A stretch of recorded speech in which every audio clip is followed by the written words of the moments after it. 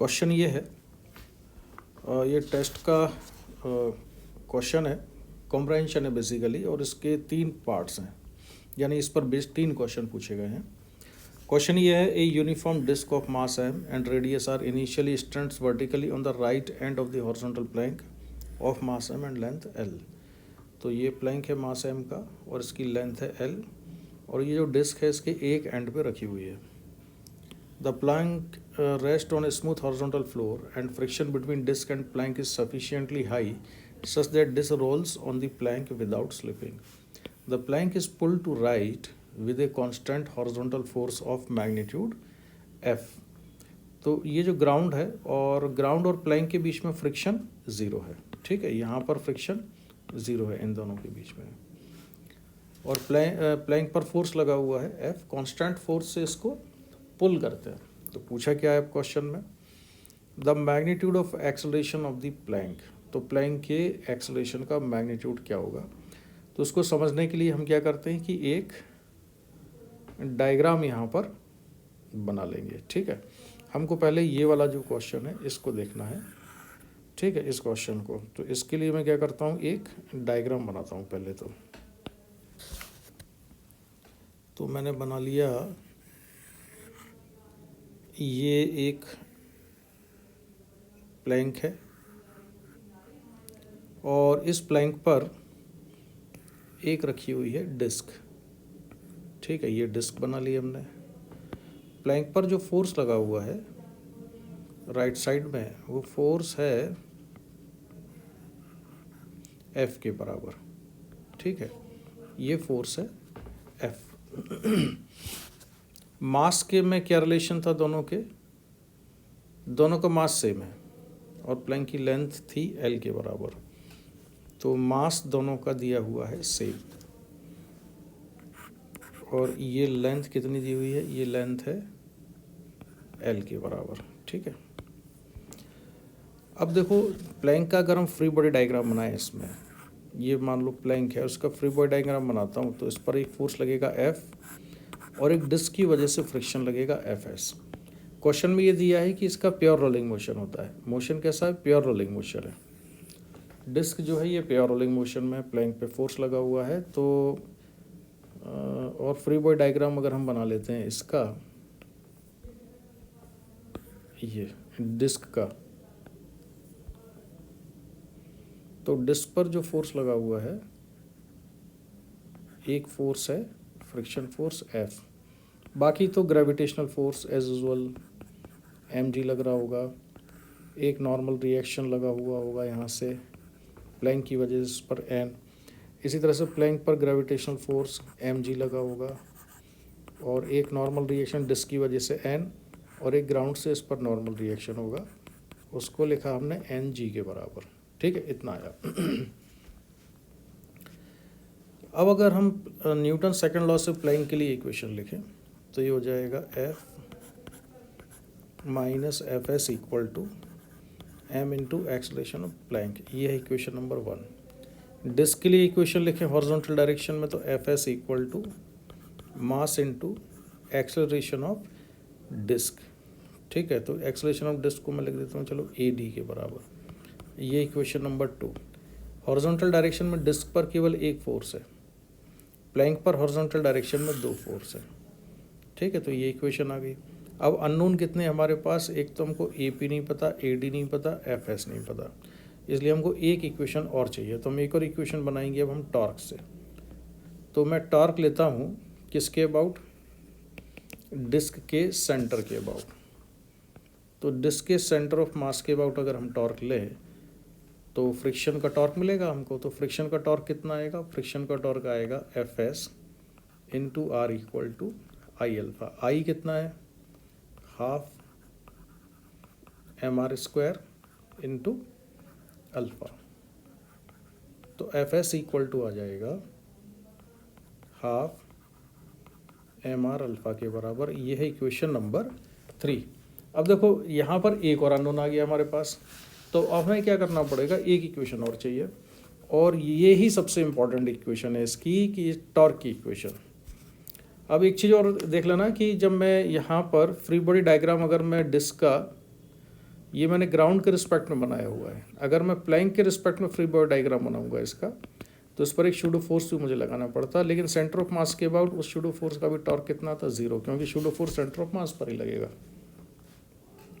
अब constraint relation ये है कि इसका जो एंगुलर एक्सेलरेशन है, कलर चेंज कर लेते हैं जिससे ज़रा समझ में आए ठीक से कि ये क्या चीज़ बता रहा हूँ मैं।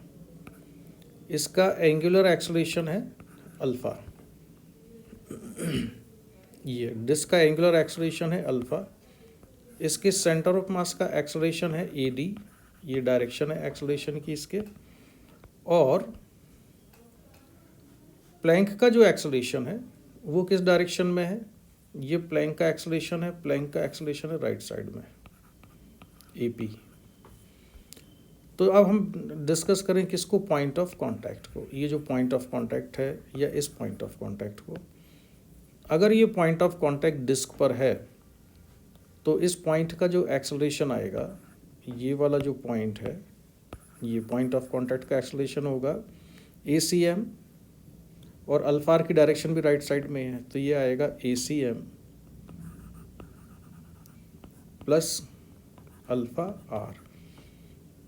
और अगर यही पॉइंट इसके भी कांटेक्ट में है भाई प्लैंक के, तो प्लैंक पर अगर है तो उसका एक्सेलरेशन कितना है, AP के बराबर।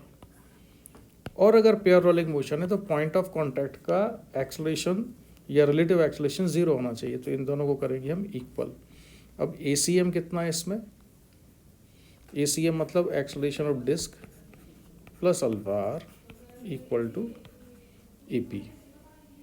ये इक्वेशन नंबर आई हमारे पास 4, ठीक है। अब इसमें हम वैल्यू सब्स्टिट्यूट करेंगे, जहाँ से जो वैल्यू मिलेगी इसमें जो भी वैल्यू मिलती है हम इसमें सब्स्टिट्यूट करते हैं। तो क्या क्या वैल्यू मिलेगी भाई हमको यहाँ से, AD, तो AD को तो मैं लिख सकता हूँ FS/m, कहाँ से, इक्वेशन नंबर 2 से। ये जो इक्वेशन नंबर 2 थी इससे AD की वैल्यू निकाल लेते हैं, तो AD की वैल्यू हुई FS/m के बराबर, प्लस अल्फ़ा आर, अल्फ़ा की वैल्यू किससे आएगी, net torque equal to I alpha, तो ये आएगा इक्वेशन नंबर 3 से। अल्फ़ा की वैल्यू कितनी, 2FS/mr, तो 2FS/mr, और साथ में इसके एक आर था वो भी मैंने लिखा, इक्वल टू AP। जो AP था उसकी वैल्यू मैं निकालता हूँ कहाँ से, इससे इक्वेशन नंबर 1 से, और यहाँ रखूँगा लाके, तो ये होगा AP की value F minus FS upon M। तो अब इसमें देखो ये जो इक्वेशन है इसमें M और M तो कैंसिल हो जाएगा, ये R भी कैंसिल हो जाएगा, तो यहाँ से बचता है ऊपर FS प्लस 2FS यानी 3FS equal to F minus FS। तो उसको अगर हम सिंप्लीफाई करें तो FS इक्वल टू आ जाता है F/4, ठीक है। FS की वैल्यू F/4 आती है। अब देखते हैं कि फर्स्ट पार्ट में आकर पूछा क्या था। तो हमसे पूछा है magnitude of acceleration of Planck. अच्छा, एक्सेलरेशन ऑफ प्लैंक पूछा है, तो फिर इक्वेशन नंबर 1 की हमको ज़रूरत पड़ेगी। ये जो इक्वेशन नंबर 1 है, ठीक है, इसको उठा के अगर हम यहाँ ले आए, ये मैंने इक्वेशन नंबर, रुको यार इसको नहीं लाते, वहीं रहने दो, डायरेक्ट यूज़ करते हैं। तो F इक्वेशन नंबर 1 से मैं लिख रहा हूँ यहाँ पर F minus FS equal to M/EP, और FS कितना है, F/4, तो F minus F/4 equal to M/EP। तो प्लैंक का एक्सेलरेशन कितना आया, प्लैंक का एक्सेलरेशन हो जाएगा AP इक्वल टू 3F/4M के बराबर, ठीक है। और कौन सा आंसर सही हुआ इसका देखते हैं, कौन सा ऑप्शन करेक्ट है, 3F/4m। तो इसका आंसर सही हुआ डी, तो इसका डी ऑप्शन करेक्ट है। अब इन्होंने पूछा है the magnitude of angular acceleration of the disc. अब सारी चीज़ें बहुत आसानी से निकल आएंगी, मेन काम हो चुका है। तो एंगुलर एक्सेलरेशन निकालने के लिए अब देखो, हम इसमें अगर एफ एस की वैल्यू रख दें तो ए डी भी निकल आएगा। कहाँ से निकल आएगा, ये वाली जो इक्वेशन थी, सेकंड इक्वेशन। तो एफ एस इक्वल टू कितना आया, F/4 equal to M A D. तो ए डी आ जाएगा F/4m के बराबर। ये किसका एक्सेलरेशन आ गया हमारे पास, ये एक्सेलरेशन आ गया है डिस्क का। प्लैंक का एक्सेलरेशन चाहिए, वो भी यहाँ से मिल जाएगा इक्वेशन नंबर 1 से, इसको यूज़ कर लेंगे हम। तो ये होगा F माइनस एफ एस कितना था, F/4 equal to M A P.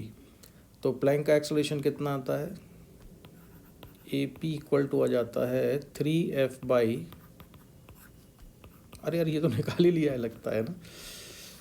तो ये प्लैंक का एक्सेलरेशन तुम्हारे पास आ गया है, डिस्क का भी आ गया है। तो जो कंस्ट्रेंट रिलेशन निकाला था ये वाला, इसमें वैल्यू रख देते हैं, ये जो कंस्ट्रेंट था ए डी इक्वल टू, तो मैं यहाँ वैल्यू रखता हूँ,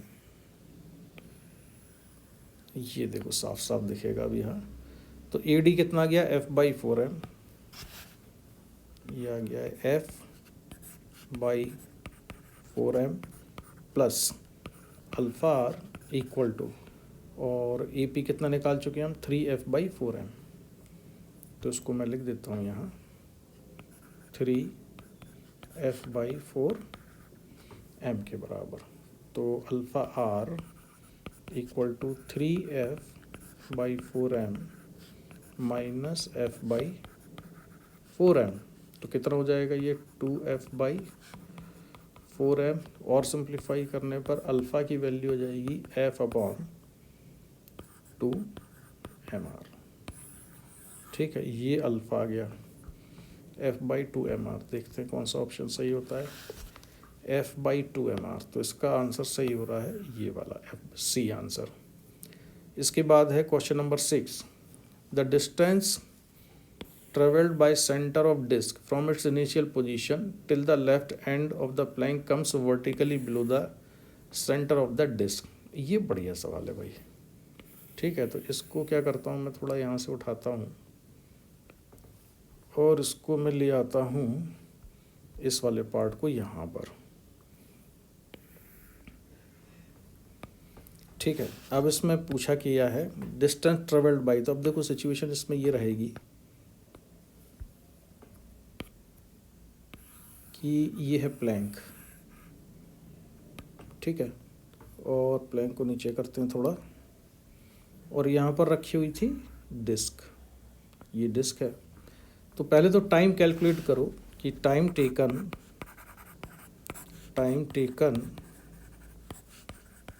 bye disc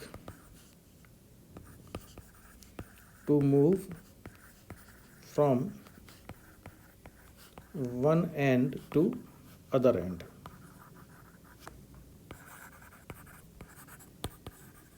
of the plank. तो देखो रिलेटिव डिस्प्लेसमेंट कितना होगा, प्लैंक की लेंथ कितनी है, एल के बराबर है। ठीक है, तो मैं इसमें इक्वेशन लगाऊंगा, S displacement of disc with respect to plank equal to initial velocity of disc with respect to plank into T plus half acceleration of disc with respect to plank into T square. तो relative displacement कितना होगा, L के बराबर।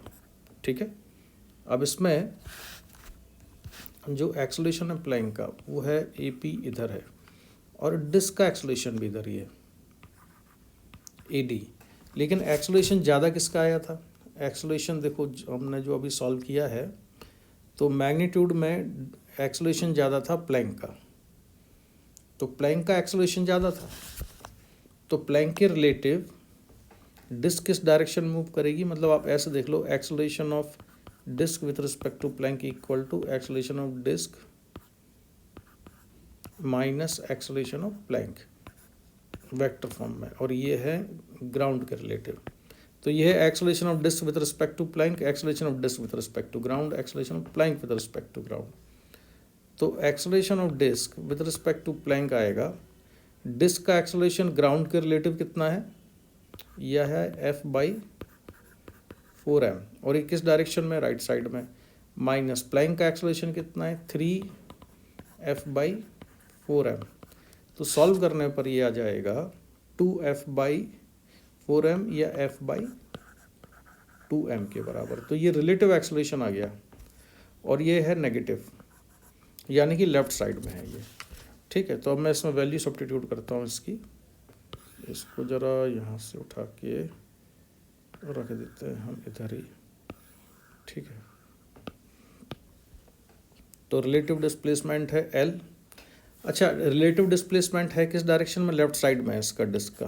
तो left side को अगर मैंने negative लिया तो -L, इनिशियल रिलेटिव वेलोसिटी तो 0 है, +½ और displacement of plank with respect to plank आया कितना है, acceleration of disc with respect to plank कितना आया F/2m।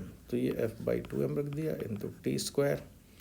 अब ये जो माइनस साइन है ये कैंसिल हो जाएगा यहाँ से, और t² की वैल्यू कितनी आती है, ये आता है 4ml/f। तो t की वैल्यू हो जाएगी ये √। ठीक है, अब इतने ही टाइम में, अच्छा भूल गए क्या निकालना था, distance travelled by centre of the disc from its initial position till the left end of the plank comes vertically below the centre of disc. तो देखो ये जो डिस्टेंस पूछी है ना, the distance travelled by the centre of the disc, ये पूछिए ground के रिलेटिव। तो ग्राउंड के रिलेटिव कितनी डिस्टेंस कवर होगी, तो वो मैं निकालता हूँ, displacement of disc with respect to ground equal to initial velocity तो 0 है, और डिस्क का एक्सेलरेशन है कितना, डिस्क का एक्सेलरेशन है F/4m। ठीक है, अच्छा इसमें सेकंड काइनेमेटिकल इक्वेशन लिख रहा हूँ, तो पहली टर्म तो +½ AT², तो A और t² की वैल्यू आएगी 4ml/f के बराबर। ये वैल्यू मैंने t² की यहाँ से रखी है, सेकंड काइनेमेटिकल इक्वेशन ये लगाई है।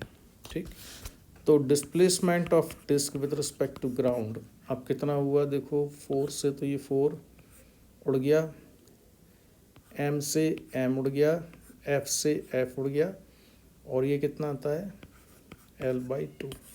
तो इसका आंसर होगा L/2 के बराबर। तो देखते हैं क्या आंसर आता है इसका, सॉरी ऑप्शन में L/2 है कि नहीं है, तो इसका आंसर होगा A। ठीक है, तो बढ़िया क्वेश्चन था ये, मुझे लगता है कि टेस्ट में कुछ ही लोगों ने सॉल्व किया है इसको। तो चलो फिर बाकी डिस्कशन क्लास में ही करेंगे।